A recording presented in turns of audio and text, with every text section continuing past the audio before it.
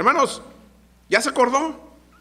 ¿Cuál fue ese momento que usted experimentó esa humildad en su vida? ¿Ya lo tiene? Ahora, ¿cómo la humildad nos va a conectar con la felicidad? ¿Se acuerda esa parte de su vida que usted fue humilde? Pero también al ser humilde experimentas la felicidad. Así que hoy vamos a hablar el camino humilde hacia la felicidad. Levante su mano. ¿Quiénes de ustedes son felices? Levante su mano. Amén, hermanos. Así que, hermanos, en este pasaje de Filipenses capítulo 2, versículo 2, dice la escritura, sintiendo una misma cosa. O sea, esto es algo muy grande, hermanos.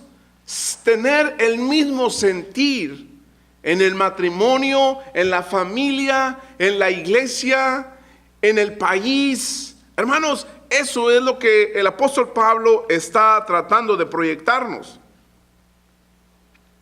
Pero déjeme decirle, hermanos, que vamos a hablar de 4 hábitos para nosotros alcanzar la humildad y poder ser personas felices.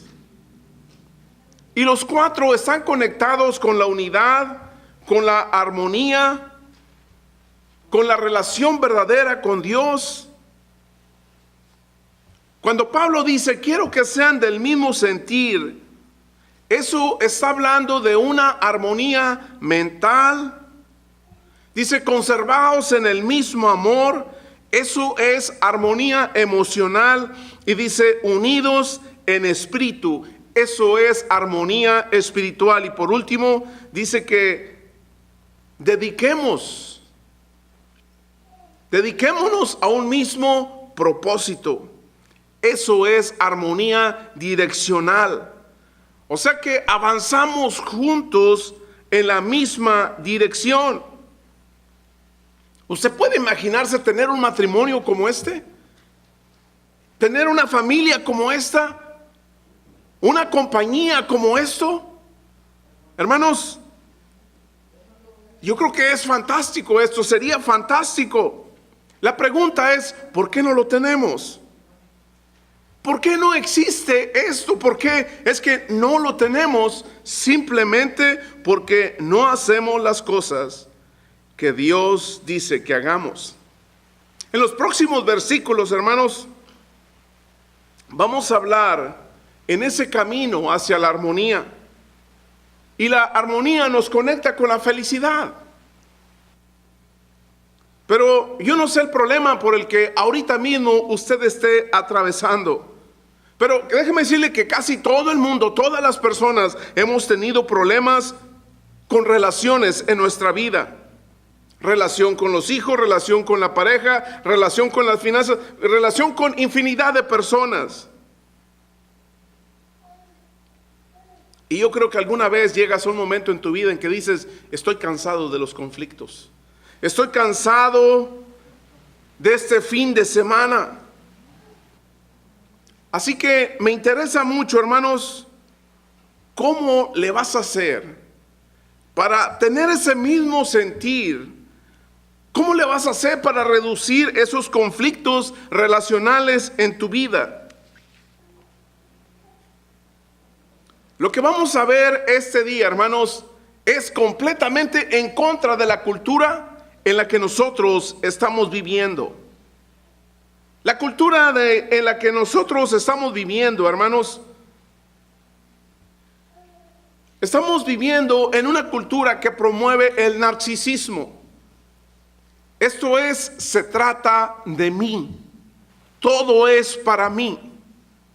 Así que, hermanos, lo que me gustaría más que nada ver, el primer hábito que el apóstol Pablo nos enseña aquí en Filipenses capítulo 2 que necesitamos desarrollar para ser personas felices, para reducir los conflictos en nuestra vida. El número 1 es que nunca dejar que el orgullo me guíe. ¿Cuántos de ustedes son personas orgullosas? No levante la mano, pero ¿cuántos de ustedes son personas orgullosas? No importa cuál sea la relación, pero nunca debes de permitir, parejas, que el orgullo te guíe. Nunca permitas que el orgullo te guíe. ¿Por qué? Porque el orgullo es la ruta a los demás pecados. Todos sabemos que en la Escritura Satanás fue echado del cielo. ¿Por qué? Por orgulloso. Quiso ser mayor que Dios. Quiso ser igual a Dios. Así que cada conflicto en tu vida tiene un elemento de orgullo incluido.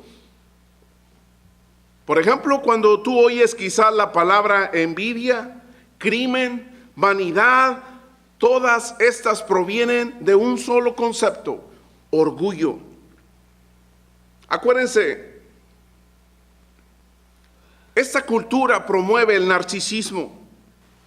Los atletas más arrogantes, las celebridades más arrogantes, los anfitriones de la televisión más egocéntricos son los que ganan más dinero, y es a los que las personas le están prestando más atención. Y así es como funciona la sociedad hoy en día. Es totalmente en contracultural. Déjeme decirle que las personas con más ego son las que obtienen más dinero y las que obtienen la atención de todas las demás personas. Pero fíjense en su Biblia, abra su Biblia en Filipenses capítulo 2, versículo 3. ¿Qué dice el apóstol Pablo? Filipenses capítulo 2, versículo 3 dice: no haga nada por egoísmo o vanidad. O sea que el apóstol Pablo nos está hablando aquí que hay dos tipos de orgullo que crean conflicto. Uno de ellos es el egoísmo y el otro es la vanidad. Ahora, se los voy a explicar. ¿Qué habla el egoísmo? El egoísmo enseña que solamente se trata de mí. Y la vanidad es siempre tengo la razón. ¿No les suena familiar, parejas? Así que, hermanos, el egoísmo dice: todo se trata de mis necesidades, de lo que yo quiero. Se trata de mis miedos, se trata de mis éxitos, se trata de mi carrera. Hay personas que deciden divorciarse porque les estaba afectando su carrera. Hay parejas que se casan con una mujer muy hermosa solamente por la hermosura, y ella se casó con él simplemente por una posición, por una relación. Hermanos, en realidad ellos están preocupados por ellos mismos. Pero es importante lo que dice Santiago. Capítulo 3, versículo 16 dice: donde hay envidias y homicidios, ambiciones egoístas, también habrá desorden y toda clase de maldad. Por cierto, levante su mano. ¿Quién de ustedes conoce celebridades y que son famosos para ustedes? Levante su mano. ¿Y conocen celebridades? Por televisión, por fotografía, levanten en revistas. Ok, pues casi la mayoría. Ya hasta salió el nombre. Pero déjame decirle una cosa. Estas celebridades, hermanos, ¿qué sucede? Hacen bodas caras. Y depende el tamaño del diamante, es el tiempo en que tarda ese matrimonio.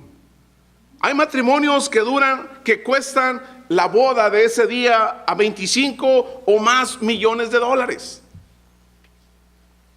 Y entre más costosa sea una boda, dura menos tiempo. ¿A qué se debe esto? ¿Por qué las celebridades les sucede esto? Simplemente porque no pueden comprometerse dentro de un matrimonio. ¿Debido a qué? A la vanidad. Cuando la persona es una celebridad, tiene millones de admiradores. Te adoran, saltan por ti, lo que dices lo aplauden. ¿Sabes? Te tratan como un Dios. Y cuando tienes millones de personas tratándote como un Dios, Eso es lo peligroso. Muy tarde, o muy temprano, o muy pronto, vas a empezar a pensar que eres un Dios. ¿Y saben quién es la única persona que piensa que no eres un Dios? Es tu cónyuge. ¿Y sabes por qué? Porque el cónyuge se da cuenta que roncas. El cónyuge se da cuenta que te huelen mal los pies. El cónyuge se da cuenta que te huele mal la boca. Hermanos, así que cuando una celebridad se casa con alguien, todos los demás lo adoran incuestionablemente.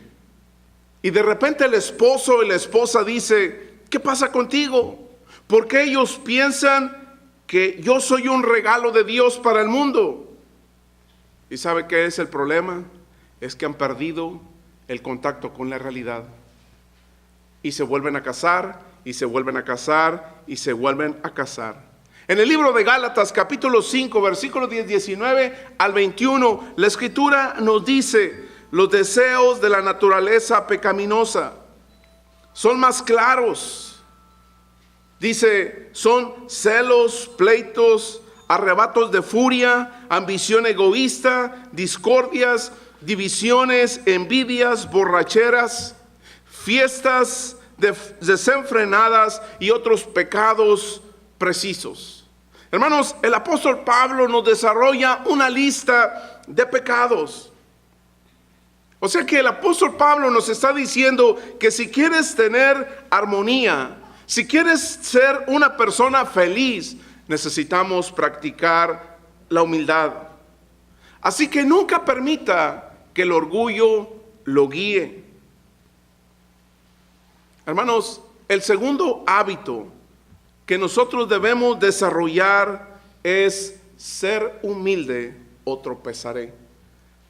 ¿Ya se acordó de esa parte de su vida que usted practica la humildad?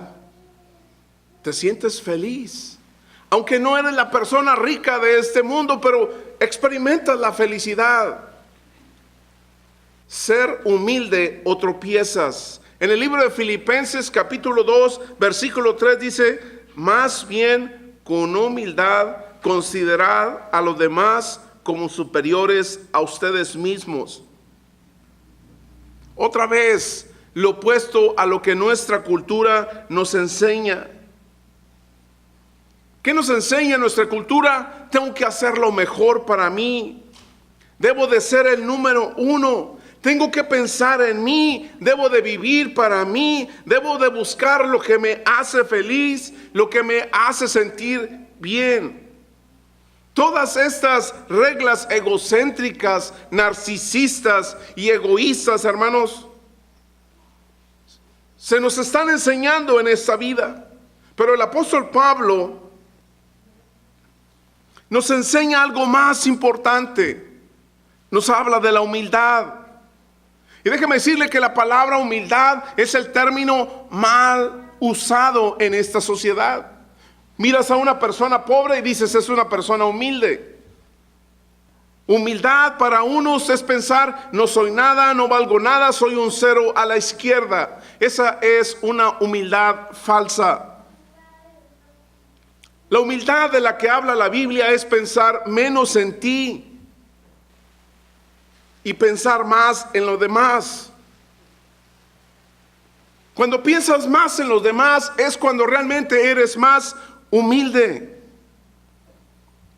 ¿Quién de ustedes el último mes fue a una boda? Levante su mano. ¿Quién fue a una boda? A una quinceañera. Ok. A una fiesta. Oh, bueno, ok. Sabes, cuando tú entras a estos lugares y tú piensas y le pones en tu mente: ¿qué están pensando de mí? ¿Cómo me veo en la fiesta? Hermanos, esos son síntomas de orgullo. Pero si entras a un lugar y tú dices: ¿cómo puedo ayudar a los demás en ese lugar? ¿Qué puedo hacer por mi iglesia? No que la iglesia puede hacer por mí. Eso es humildad. El enfoque no está en ti. El enfoque está en los demás. O sea que, en otras palabras, la humildad no se trata de negar tus fortalezas, sino de ser honesto con tus debilidades. En Santiago capítulo 4 versículo 6 dice: Dios se opone a los orgullosos, pero da gracia a los humildes. Cada vez que eres orgulloso, estás del lado opuesto de Dios. Te pones a boxear con Dios y Dios te va a ganar. ¿Sabes por qué? Porque Dios tiene unos brazos más largos que tú. Esa es la parte negativa. Pero la parte positiva, dice la Escritura, que Dios le da gracia a los humildes. ¿Qué es la gracia, hermanos? La gracia es la habilidad de perdonar aun cuando no lo sientas. Es que no siento, ministro. La gracia es la habilidad de perdonar aunque no lo sientas. La gracia es la habilidad de resolver un conflicto con tu esposa, con tu esposo, aun cuando no lo merezcan. La gracia es la habilidad de comprometerte. La gracia es la habilidad de llevarse bien. La gracia es la habilidad de construir una relación fuerte que construya tu matrimonio, no que lo derribe, tu amistad o cualquier otra relación. La única manera, hermanos, en que tu relación durará es con la gracia de Dios. Y la única forma de obtener la gracia de Dios, nada más hay una manera: es siendo humilde y obedeciendo lo que la Escritura nos está diciendo. El tercer hábito que nos va a llevar a ese camino de la humildad y a la felicidad es aprender el arte de prestar atención. ¿Sabes? Hoy en día vivimos con un déficit de poner atención a las personas. ¿Por qué? Porque nuestras herramientas, hermanos, nuestra tecnología nos está enseñando a no prestar atención a nuestras personas a nuestro alrededor. ¿Sabe a qué le están prestando más atención? A la pantalla. Y de veras, tú entras a un consultorio, entras a lugares y miras a las personas, en realidad están mandando un texto, pero en realidad no están pensando en la persona, están enfocados en la pantalla. Hermanos, las redes sociales alimentan el narcisismo, alimentan el orgullo, si tú lo permites. Hermanos, la sociedad en la que vivimos es una sociedad que se dirige a ser una sociedad más impersonal. ¿Y sabe por qué? Porque todo se trata de mí. Tu agenda está llena. Tengo que llegar a mi siguiente reunión, a mi siguiente cita. En la Biblia, hermanos, en Filipenses capítulo 2, versículo 4 dice: no se ocupen solo de sus propios intereses, sino también preocúpense o interésense en los demás.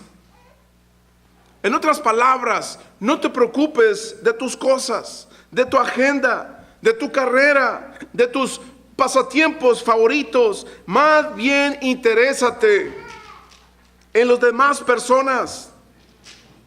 Ok, déjenme darles un ejemplo para que lo veamos. Si yo agarrara mi cámara ahorita y les tomo una foto, les hago pum, clic, y les tomo la foto a todos ustedes, y luego la revelamos y se las enseño, y les digo: aquí está la foto. ¿Qué es lo primero que tu mente, hacia dónde se dirigiría? Hacia ti. Ay, me vi más gordita, ministro. Como que aumenté unos kilos. No, esa foto no está buena, quítela. ¿Sí me entiende? No salió bien la fotografía, porque no me reí bien. Hermanos, el mejor regalo que puedes darle a alguien es darle tu atención. Porque tu atención es tu tiempo y tu tiempo es vida y eso jamás lo vas a recuperar. El último hábito, hermanos, para llegar a la humildad y ser personas felices. Cada cosa en tu vida pregúntate, ¿qué haría Jesús? En Filipenses capítulo 2, versículo 5 dice, tenga la misma actitud que tuvo Cristo Jesús.